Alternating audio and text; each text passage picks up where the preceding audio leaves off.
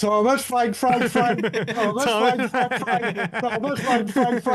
Let's all do the Ray-ya. Let's all do the Ray-ya. La, la, la. Mate, I am probably going to be, I've been on here for about 5 years now. I am probably going to be the most smug and most shameless and most positive I have ever been on this show. And what a day to do it. What a day to do it. Brian, it's been quite a day, hasn't it? Not only have we beaten Arsenal for the first time in God knows how long. Yes, I know it's just a pre-season game, but Tottenham on Tour also reached 10,000 subscribers today. So everyone in the live chat, we've got 2,500 people here. Everyone give Mr. Brian Daigle and Tottenham on Tour a massive kudos and a massive round of applause, people. Come on, Mr. Brian. Well, first of all, in response to that, let me just do my traditional and obligatory. This is a party political broadcast for the We Are Tottenham TV party.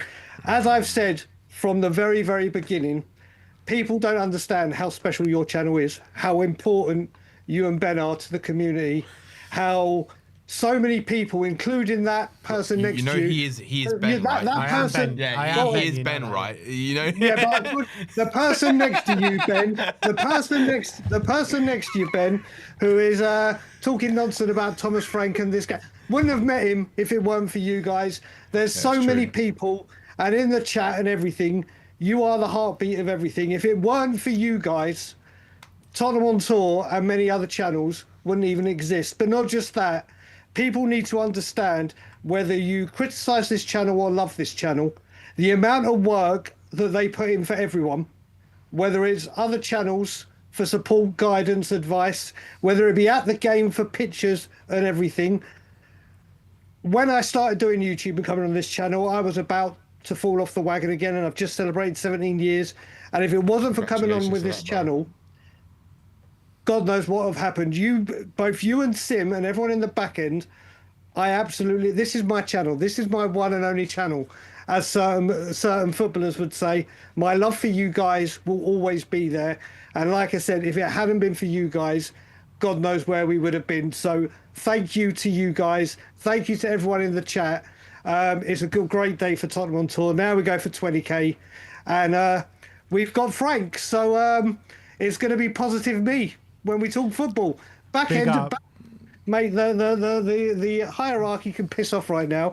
It's all about on the pitch positivity and hitting that milestone. And like I said, anyone who ever casts shade on this channel, you don't know what you're doing, because of everything they do for year in, year out for content on this of our beloved football club. It's nothing without We Are Tottenham TV. So thank you again, boys. I appreciate your kind words, Brian, and all the love is straight back at you as well.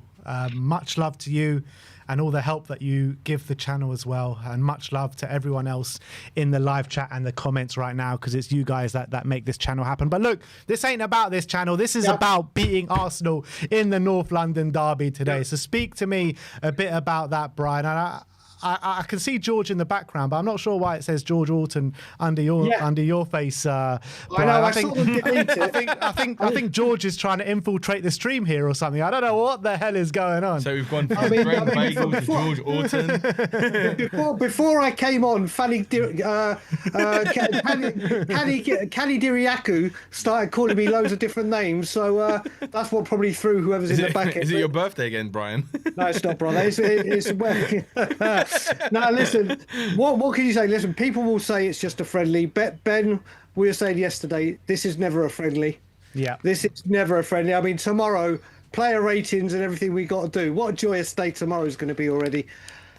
I cannot wait. We saw from Reading, Wickham, Luton, there were certain things missing. We didn't look creative. There's a lot of people throwing negativity at Frank. I was trying to find positives in the Wickham and Luton game rather than searching for negatives. There is not a single negative you can take from this game. Not a single one. I won't be having it. Whether people want to say, oh, you're going nuts about Frank, or no. As you said, Frank always wins North London derbies, mate. It's just who he is, mate. It's just who he is, mate. That's it, exactly. Before everyone goes nuts, football banter.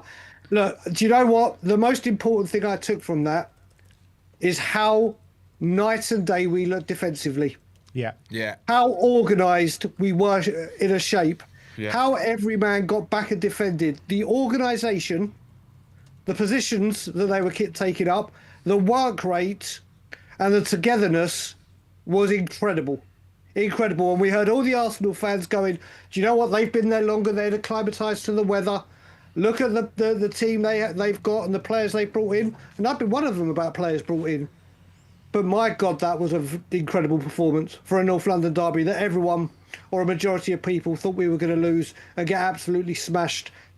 That was incredible. And in the second half, seeing us a little bit under the cosh, just seeing how we defended was fantastic. Fantastic. Yeah, no, 100%. I completely agree with that. And, you know, you just saw corner after corner come in and dealing with it with no problems, really. You saw all those balls coming over the top where you think, like, under Ange, like, it was just like one ball through the middle of the park and we would split like the Red Sea. There was none of that today. And I thought, look, there was a few mishaps in there from Kuti Romero at times, but I thought Van der Ven went through his business completely kind of with no issues.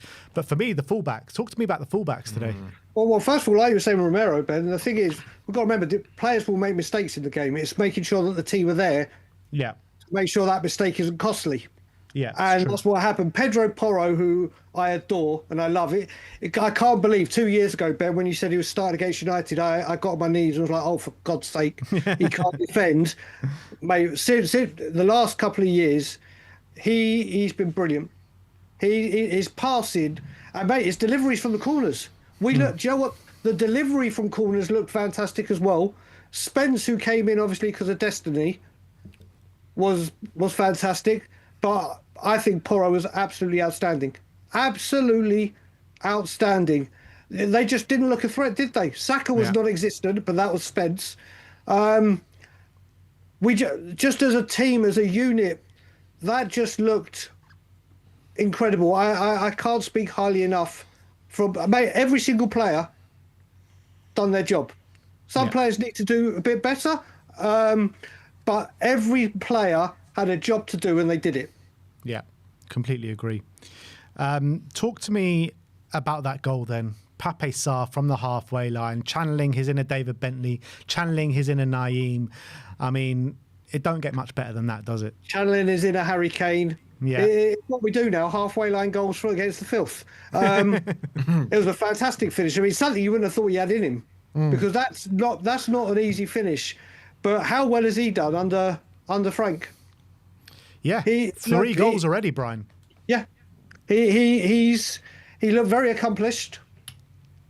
I mean, we got very, very close with the. He was one for Maddison. I think one of the two we missed on the predicted lineup.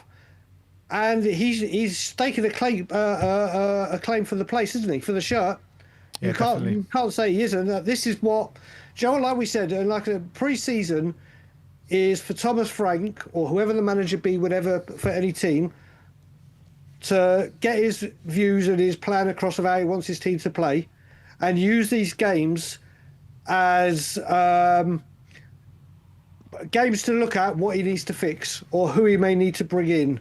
Yeah, and he's got it. It didn't look right against Wickham and Reading, but then we go and play the big boys, and we look. I don't remember playing any big boys.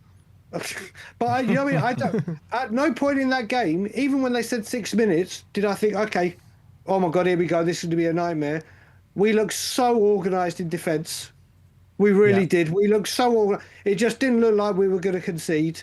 And just fair play to the entire team. Bergvall looked a lot better. Yeah. Bergvall looked a lot better, especially defensively. Yeah. Especially defensively.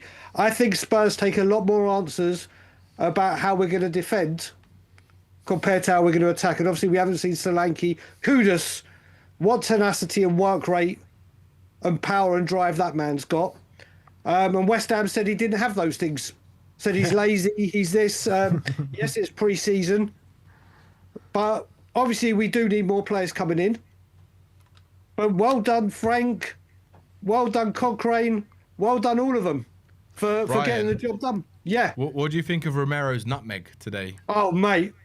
Did you see it? Yeah. Mate, it was filthy in the in the penalty area. See you later, Havertz, mate. See you later, Havertz. You mean that player that's really, really disgusted and wants to leave the club? yeah. That one.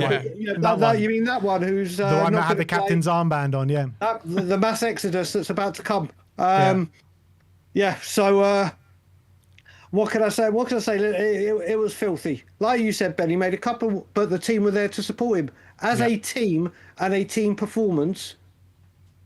Especially going into a game like that where there are no friendlies, without Maddison starting, without Solanke starting, without Destiny starting, midfield still experimenting. Kuda, fantastic. Now this is the kind of thing that Frank can do, and hopefully he gets some real support of players coming in. And if we defend like that every game, or a majority of the games, we're going to be absolutely fine. Yeah. We're going to be more than fine. We're going to be more than fine if that's how we defend. Obviously, people will go, oh, yeah, Arsenal didn't have Gyökeres out, blah, blah, blah, blah, blah, to start with. But Arsenal had a pretty strong team out to begin with. Yeah, they did. And they just didn't trouble us. I just Not at all. thought, we really. were more than good enough value for the win today. Yep. Any other talking points from you today? Anything? Who was your man in the match? Sar's got it, but you know what? I think Pedro Porro was outstanding. Yeah. I really, really do. I think for me, Porro, obviously with his deliveries, his defending, which people say obviously he gets caught out on. Sar will get the plaudits because of obviously the goal. The goal, yeah. And his work rate, and the goal probably pushed him over Porro. But Yeah. I am say Pedro Porro. I really am. But the only other point I really wanted to say actually is how comfortable did we look at defending corners? Oh, Or just so defending, comfortable. like just so comfortable. It's night and day. The setup from the corners just looked organised. Yeah. Each player knew what they were doing. Even when crosses were coming in that weren't corners, there weren't a cluster in the middle. Vicario could come out easily and claim the ball. It just made we look so much better defensively. And long may it continue. Let's just hope players come in now. But anyone that was doubting what Frank may be able to do, and his coaching staff, let's not forget Justin Cochrane and all of them, that's a little look into what he can do. Absolutely. So, Brian, much has changed in the last 24 hours. We've been absolutely, a lot of the fan base has been completely irate with the way Spurs have done their transfer business. Let's just hope that win. I know in the grand scheme of things, it don't mean much because it is just a pre-season friendly at the end of the day, but it's a win against Arsenal nonetheless. Let's hope we can get some business done in the next couple of weeks and chew fucking Can chew. I ask you a question, Exactly. Brian? There's about the links that have come out more today, the strong links about Paulinho. Yeah. And also there's some other links that are just starting to come out about Kolo Muani as well. Yeah, I've got it all. So what do you think if like Tottenham were to bring in those? Do you think they'd be good to bring into the club? Paulinho's meant to be on a loan. I think it'll be a fantastic option. I agree. Honestly, fantastic option. If it's just a load up, from what they've been releasing, no option to buy or obligation, it gives Spurs that time to actually look for the right number 6 or whether it be a Wharton, whether it be a whoever it may be. I think he brings something into that team, especially when we're playing 4 competitions. Yeah. He will give another option of a midfielder that could do something. Muani, we'll see what happens. Muani, we'll see what happens. Obviously, he did well at Juventus when he started. Can't quite remember how it ended, but I think he'd be a missing piece to our attack. I think if you put There him, you go. if you got Muani and Kudus as your attackers, and then whoever else you got on the left wing, that's a dangerous front line. That exactly. Get a left back in, we do. and possibly, obviously, it looks like we're going to need a left winger. Should Sonny leave? Which let's face it, it looks like he is. Yeah, Whether we like that or not.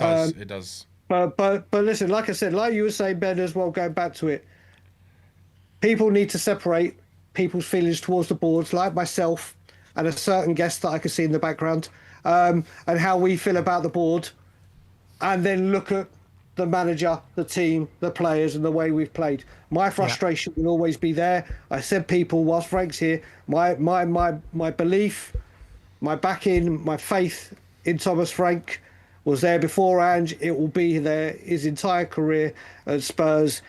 And from that performance, after all the slating he got for Reading, for Luton, for Wickham, if you are big enough to criticise, be man enough or woman enough to praise. And Thomas Frank deserves a hell of a lot of praise for that performance. Big up, Brian. Thanks for coming on as Brian. always. Oh, where's Frank? See you later, Brian. Oh, where's Frank?